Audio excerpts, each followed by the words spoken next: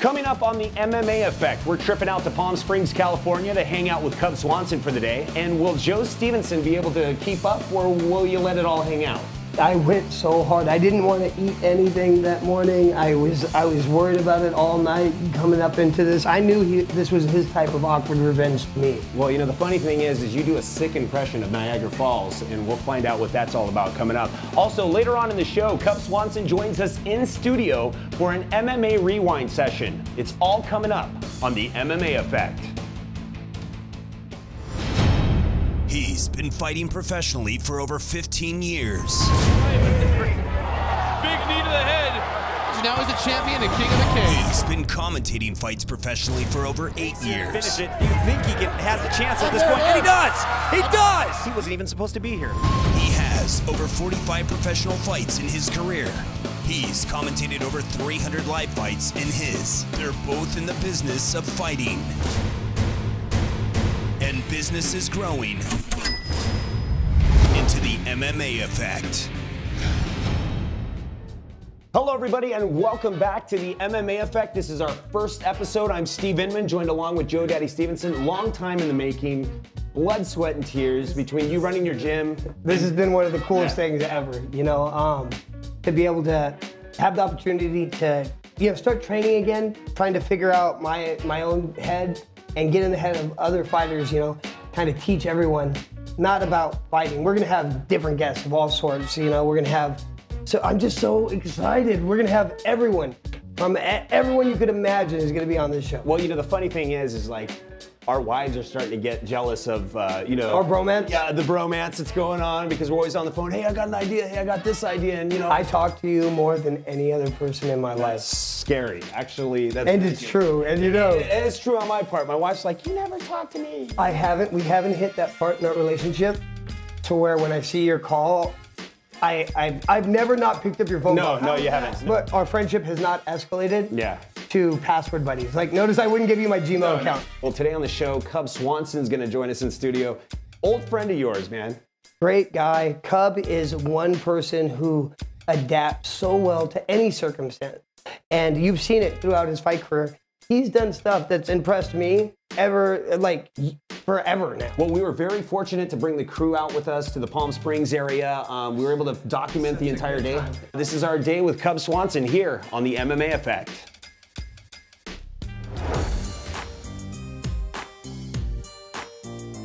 Well, as you can see, we have a car full of children, and it's nothing new. I mean, me and you are both used to having kids in the car throwing stuff and all this, but... We're heading over to Cub's house. This is the first time I've ever been to Cub's new house. I called him up, and I was like, will you be the first guest on my show? And he was all, for sure, but, I want you to work out with me, so. I think he really just wants revenge on the fact that when he first started, I used to push him really hard. And he wants to make me throw up. I like this guy already, man. I can't wait to see you throw up. Still to come. Will Joe be able to keep up with Cub Swanson's program, or will he let it all hang out? And later on, Cub Swanson joins us in studio. It's all coming up on the MMA Effect.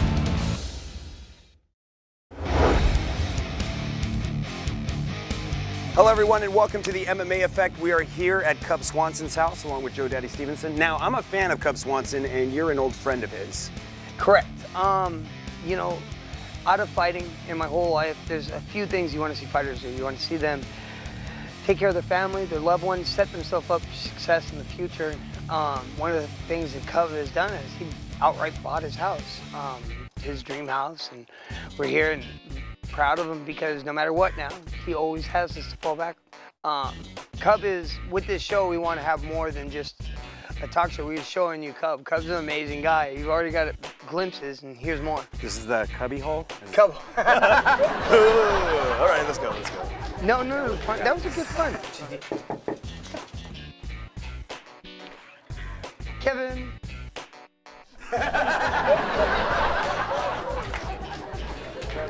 All right, buddy. Steve. Let's go in yet? After you? Like the extent of my Christmas decorations. That's beautiful. You didn't put that up. I got it on sale. And here's our living room area where we play video games. watch movies, watch fights.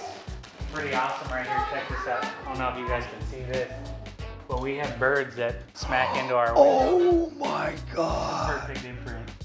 Yeah, they hit the ground, they kind of like stumble around and they fly off. Yeah. It's all creepy up here? No, creaky. It's laundry day. But yeah, I hate doing laundry. I just like, oh yeah, I'll just wear this. That's why you gotta get married. Sorry, it's a full access. I know, right?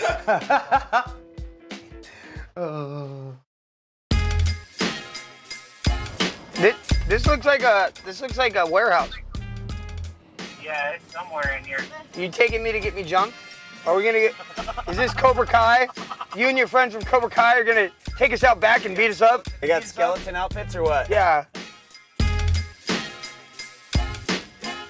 Ladies and gentlemen, we are here visiting Cub Swanson today. I'm so honored to meet this guy, not only a fan of his, but had the honor to commentate several of his fights at King of the Cage.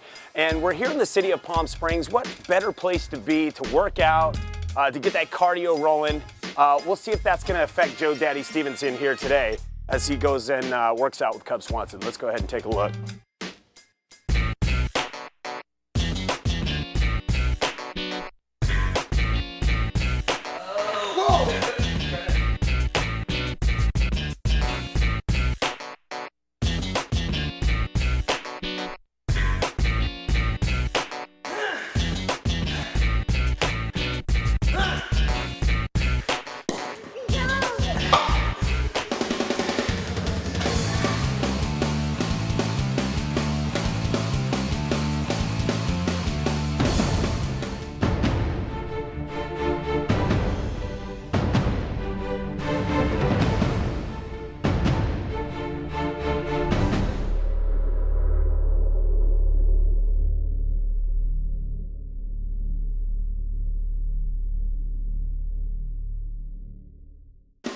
Still to come, Cub Swanson joins us in studio. It's all coming up on the MMA Effect.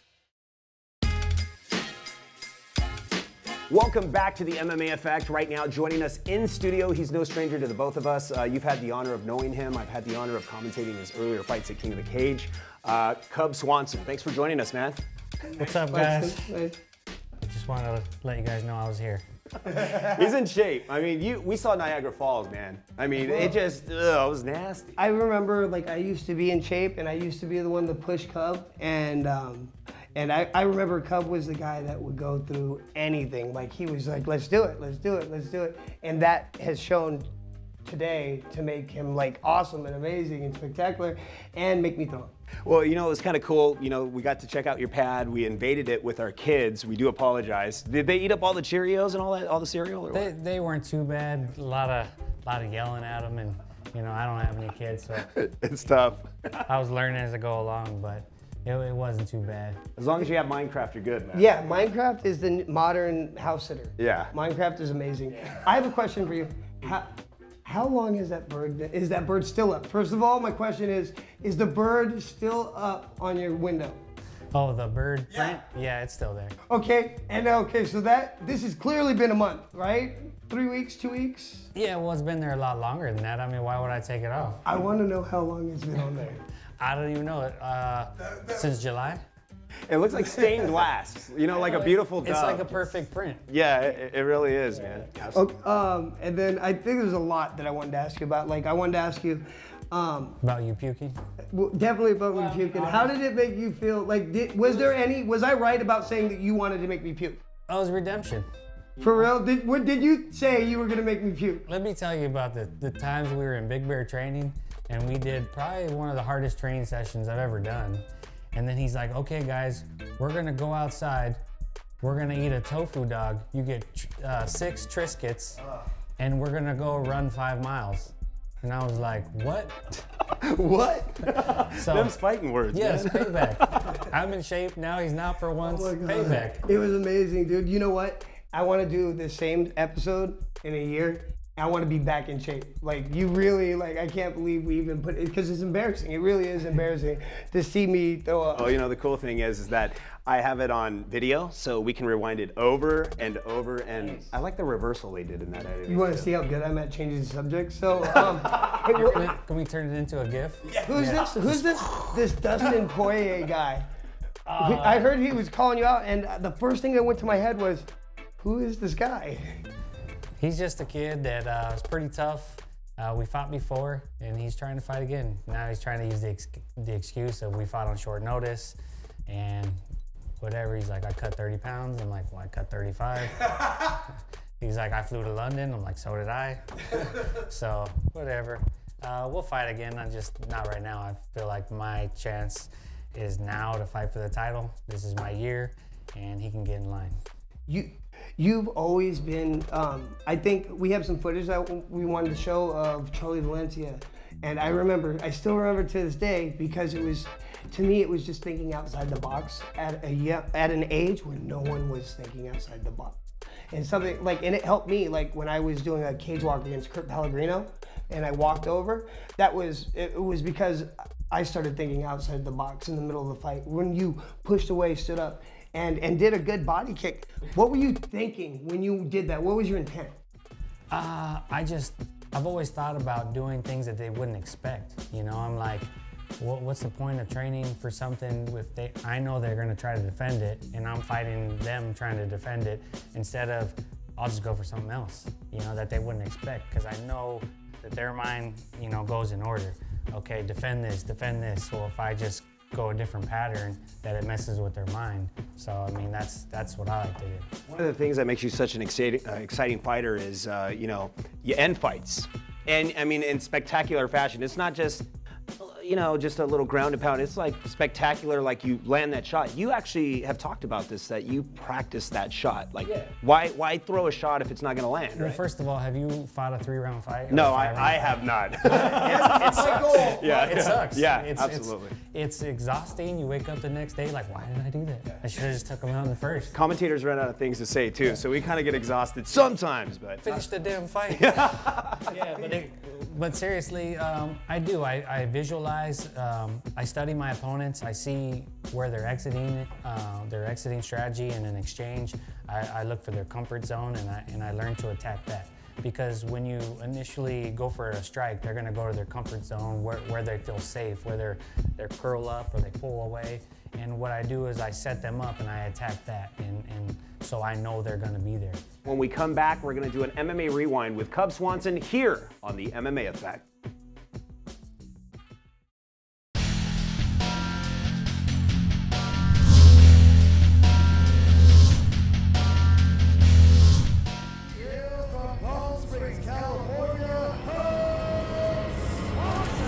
Cub Swanson, one bad dude from Palm Springs. And you're going to remember the name Cub Swanson. This guy is a legend in the making.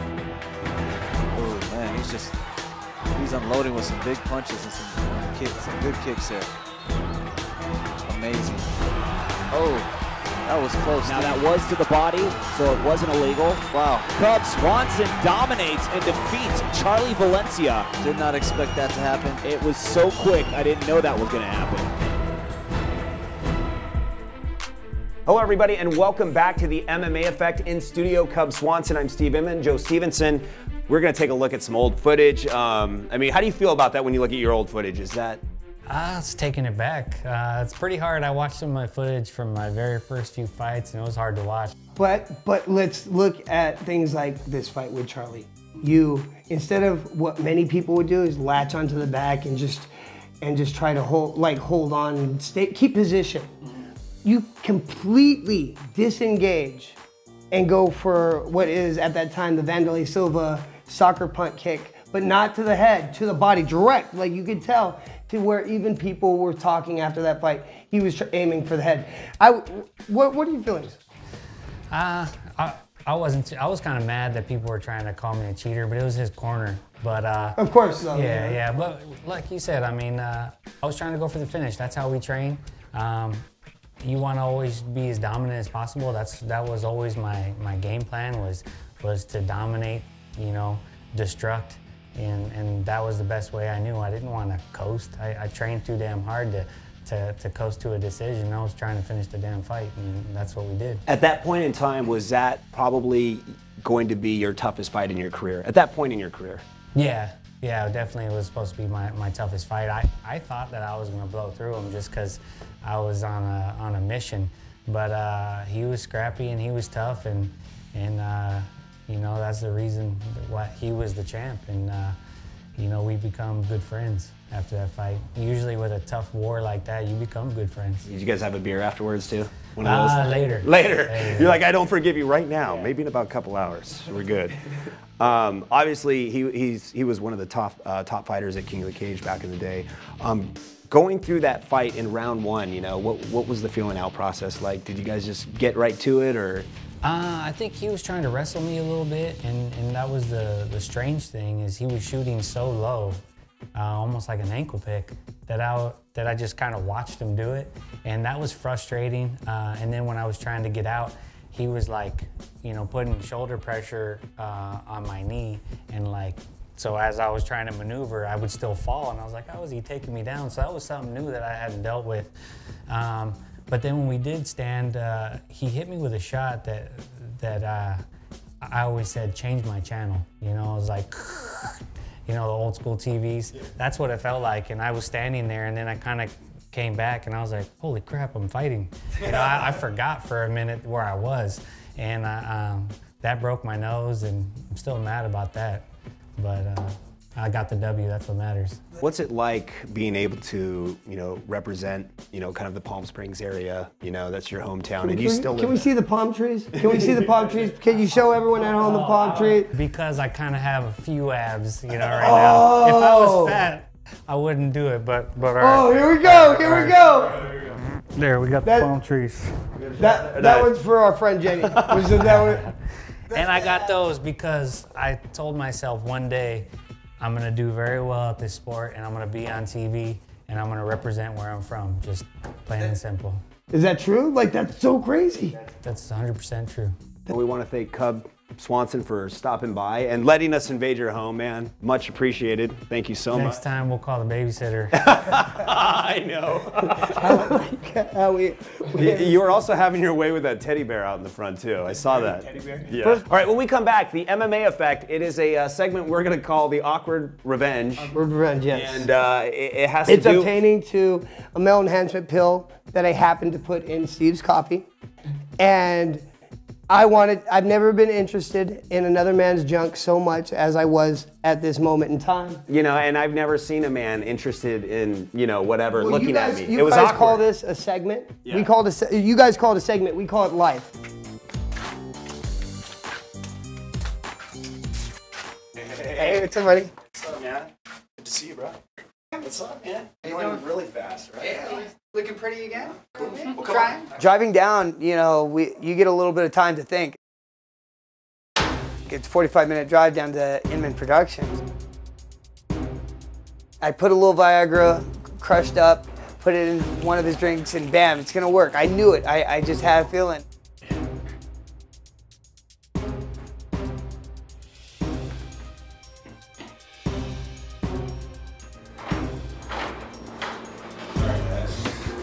And coffee, man.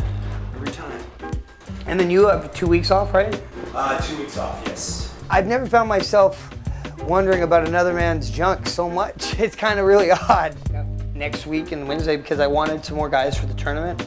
We've got 2, but I think there's a couple guys that really deserve a shot too, and I want to see if, you know, Mike approved that. No, that'd be cool. I'm sure I'm gonna get a phone call later, and he's gonna be like, "What the heck did you give me?" Oh, she hasn't drank water. Like, yeah, she's cutting weight. Yeah. She doesn't have to see what I would do. What is this, old coffee or what? I'm excited about it. It's yours. Yeah, I mean, where is your coffee? Oh, you don't even have any more. You got the last bit, so it's got all the sediment on the bottom. He's really excited about it. I mean, it really tastes like... she's a Starbucks-aholic, so she's, yeah, she'll be... All right, let's get out of here. Yeah, There's a coffee room right now. Coming up, the anticipated phone call. What up, buddy? You know what's up. You know exactly what's up. And no pun intended.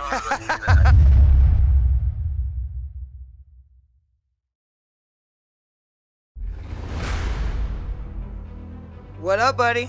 You know what's up. You know exactly what's up. And no pun intended. That's awesome, You guys man. are all looking at me strangely, and I understand why now. Dude, I've never been more interested in another man's junk as I have been right now. Like, I was thinking, because you still had a few hours in the studio, and sitting there, you had to be feeling like a high school kid, you know, doing the lift and tuck, putting books in front of it or something. I guess it's cool that I can do push-ups without my hands. That's awesome, man. You know, there's way worse things we could have done, like did a fake beard and put pubic hair on it. You know, my wife's going to be all happy today. Look at me. This is what I was telling you about. I'll tell you what, though. My turnaround times are so quick. Mess with my egg roll, I'm going to mess with your bratwurst. Got it? It's good.